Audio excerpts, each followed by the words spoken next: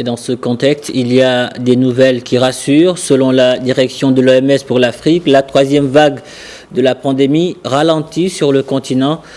Qu'est-ce qui aujourd'hui favorise la baisse des cas d'infection? Ensemble, écoutons le docteur Tierno Baldé, responsable adjoint des opérations de riposte à la pandémie de Covid-19 au niveau du bureau régional de l'OMS pour l'Afrique. Effectivement, nous avons constaté pendant ces dernières semaines une diminution du nombre de cas donc, de COVID-19 et du nombre de décès liés à la COVID-19 dans notre continent, dans notre région. Donc, c'est quelque chose que l'on suit de façon très régulière à travers le bureau régional de l'OMS ici.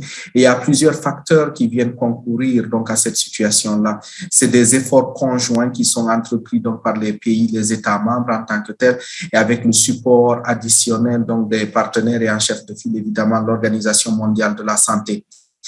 Cette troisième vague que l'on a observée ici, c'est une vague qui a été très, très importante et très, très meurtrière aussi par rapport aux deux autres vagues que l'on a vécues auparavant. Elle a été aussi la plus intense parce que même si on constate cette diminution actuellement du nombre de cas, mais nous avons encore un pic qui est très, très élevé. Donc, le nombre de contaminations reste encore élevé, même si on voit une tendance à la baisse.